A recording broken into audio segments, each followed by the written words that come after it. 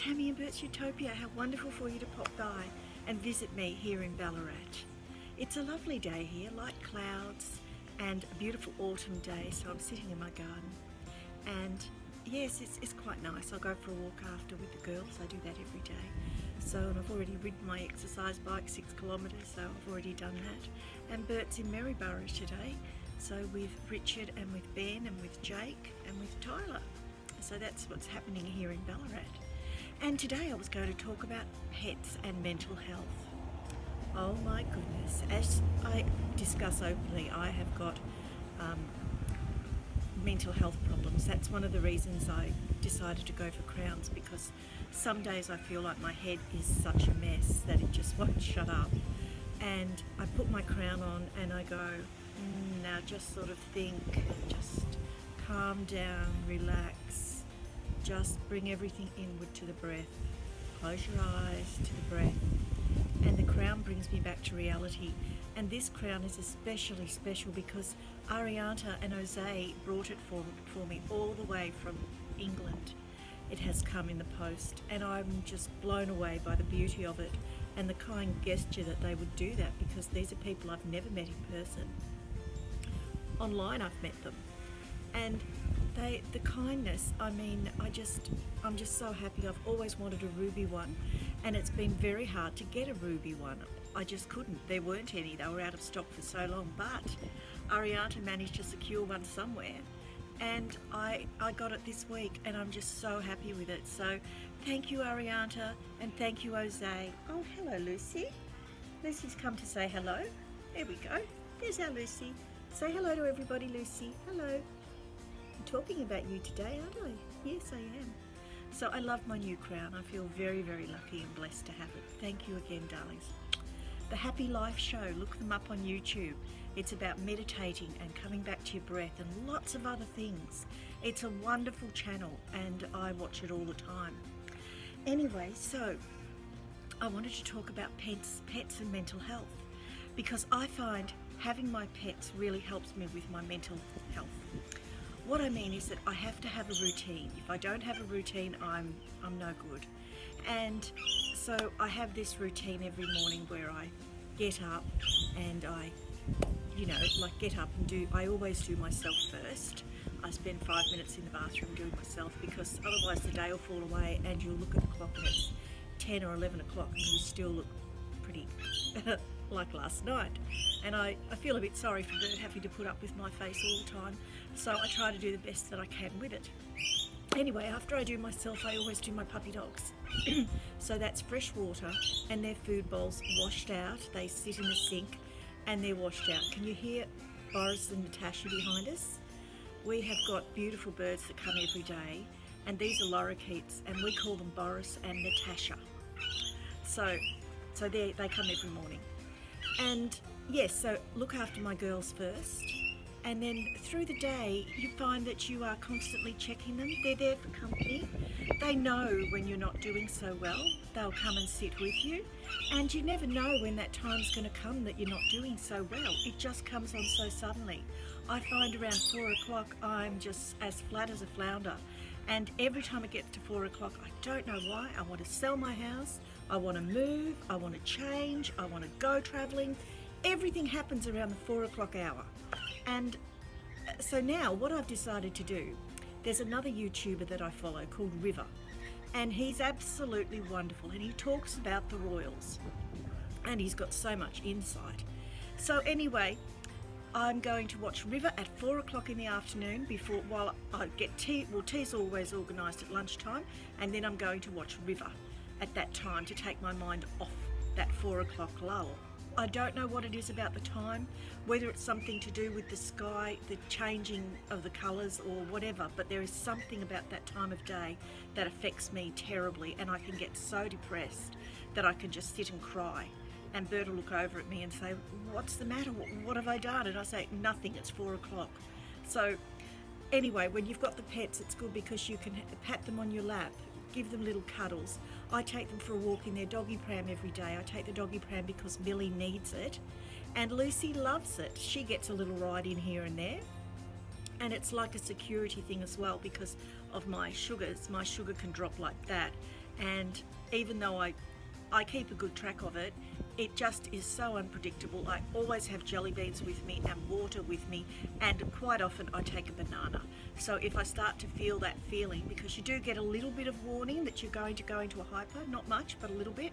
When I get that feeling, I just I have one of the above. So, and just sort of, yeah, just get rid of it before it takes over.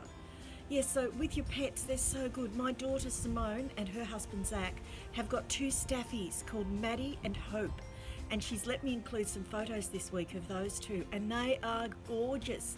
And I was always frightened of big dogs because I got bitten by a pit bull terrier. Chased out on the road, and I was hitting him with my handbag. I was doing a walk back in the early 80s, and out it came. It had just had pups, and it ripped my trousers, and I was terrified of it. It locked on and I couldn't get the ruddy thing off. But anyway, Simone's dogs have cured me completely of the fear of bigger dogs because they are so beautiful and they are just couch potatoes. They're so spoilt and just so lovable, and they love it when I come, and sometimes I remember to take a treat for them and they just love it. So very lucky to have pets is my Simone, and I know that they help her an awful lot and help Zach, you know, because if the pets help Simone, well then that helps Zach. So it's an all-win situation, isn't it? Yes, so I'm very lucky I've got Millie. Millie, as I've told you before, I rescued from a puppy farm where she had lots of litters of puppies and they were going to have her put down, and she was free to pick up. And we spent a lot of money on Millie, and we got rid of the tumours in her stomach and had her fixed up, so no more puppies for her. And she's been with me for 8 years. And I mean, honestly, she is just the most lovable, beautiful dog. She's got a much nicer temperament than Lucy, who is totally crack-a-dog. Crack-a-dog. You cannot pat her if she doesn't want to be patted.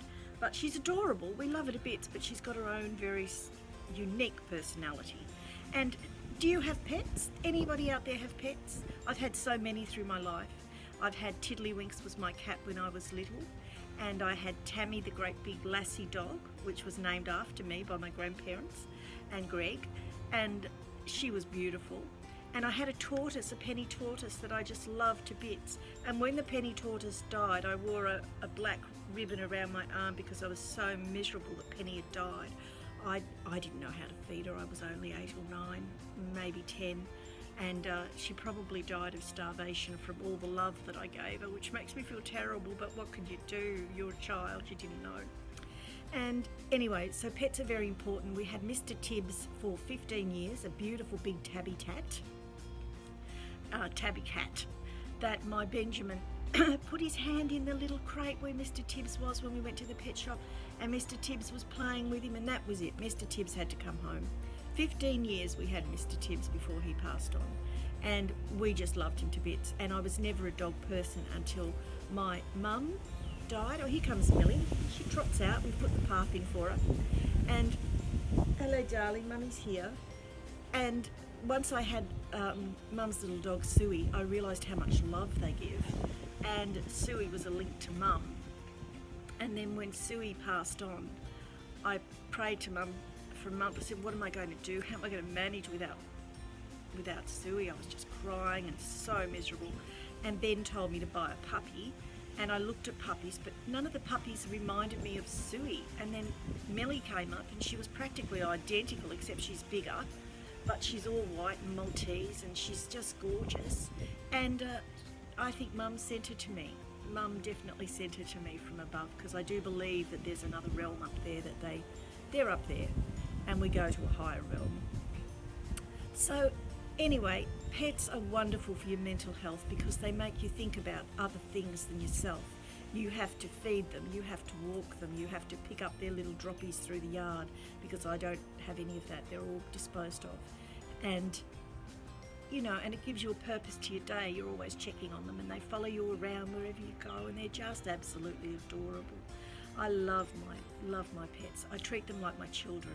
At the moment we're buying Lucy a new bed, and I get it tomorrow, and it's got little legs on it, so I'll show you a picture of that when it arrives. And because she's taken to laying in a bed in the window, we've got a big window that faces north, and even though it's got the tinting on it, the sun comes through, and she loves laying in the sun. I mean, she's a cat dog. Both my dogs are cat dogs. So pets are so important for mental health, and they just keep you happy, keep you in the moment, keep you thinking about other things. I mean, my pets come with me everywhere in the car. They've got their own little harnesses that we strap them into, and off they trot. And it doesn't matter if I'm in the doctor's for an hour or if I'm in Kmart for an hour. My latest Kmart dress, a whole $17, isn't it gorgeous? And you know, it doesn't matter. They'll just lay in the car for up to 2 hours. They don't care, because I come back and check on them. And I've got the sunroof, of course, and they're just usually asleep in there. Not that I've left them for 2 hours, but I have left them for an hour at the doctor, because you know what doctors can be like. So I hope you're well and happy wherever you are, and I hope that my words can give you a little bit of insight into living with mental illness daily. It's hard to describe mental illness. It's a bit of a thing like your mind just won't shut up. And if you get onto a negative thought, that's it. That's why you've got to be positive. You've got to keep going, you know. I have this little song I sing. Every little cell in my body is healthy. Every little cell in my body is well. Every little cell in my body is healthy. Every little cell in my body is well. I can tell every little cell in my body is well. I can tell every little cell in my body is well. And then I sing that over and over again. If it starts, it's a bit like a mantra or something. I heard it through COVID and I couldn't get rid of it.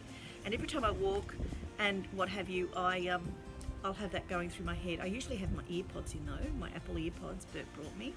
And, you know, listen to music or listen to a book, because my mind just goes crazy and takes me back. And it's very hard to get back into the present. So anyway, so that's what I wanted to talk about this week. And also I wanted to say that Alan's on his way home. My brother-in-law, he's been over in Perth. He drove over there by himself to see his son Alex and his wife Jessica and their 2 little girls, Izzy and Evelyn. So he's been over there for nearly 3.5 weeks, 4 weeks, I'm not quite sure, but it's been a while. And he's just heading back today. So we're looking forward to seeing him back and having him around for a meal. I want to see every photo and hear every story, because we never go anywhere. I mean, Bert and I did a walk the other day, and I came back and I checked my sugar and it had dropped to 3.5 doing the walk. Now I was lucky I made it home, but I tell you what, I felt so sick. I had to, you know, look after myself pretty well. But anyway, that's about it for this week. I'm going to put some photos with this so that you can see what we've been doing. Bert has finished the path. He's finished the doorway down the back, and I've planted the cactuses along the front, so that looks all nice and tidy now. And he's also working on the clothesline area out there, so that's what he's doing at the moment. But I want to thank you all for watching.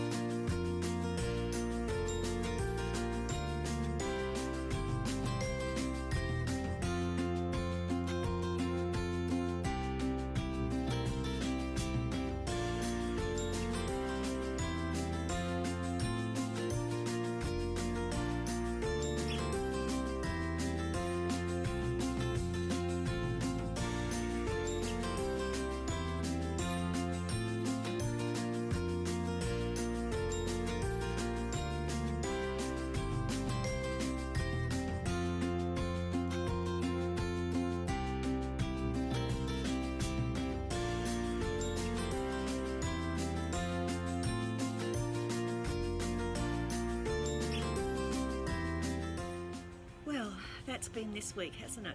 So you can see we've been quite busy with the path and with the planting and with everything that we've been doing. And in between, Bert's been working in Maryborough with our boys. So yes, it's my birthday tomorrow, and I'm going to be 36 again, and that's just going to be wonderful. And I'm going to enjoy that. We're going down to the beach for the day, and I'm going to have a party on Saturday, and I'm going to have all the children over. Well, with the exception of our eldest daughter who can't come over. We'll have the others over, and we're going to have a hot meal and a nice cake and celebrate my birthday and Mother's Day together, and not on proper Mother's Day, because I feel that Michelle has got her Mother's Day now and she has to enjoy it, because those years go so quickly. So I'm going to do it on the day before. Anyway, so wherever you are in the world, God bless. Lucy's come to say goodbye. See, she does it of her own free will. You can't make the animals do this. You can't make animals love you, can you? She's Bert's dog. She's 100% Bert's dog. She sits with Daddy every night. Don't you? You're Daddy girl. Yes, you are. So anyway, that's about it for this week. So please like, share, subscribe, and lots of love and kisses from Ballarat. Bye-bye for now. Bye.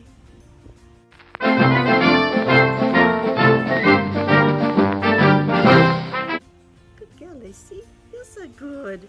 You're so good. You're a natural on the camera. Look at mummy, look at mummy, look at mummy. Aww.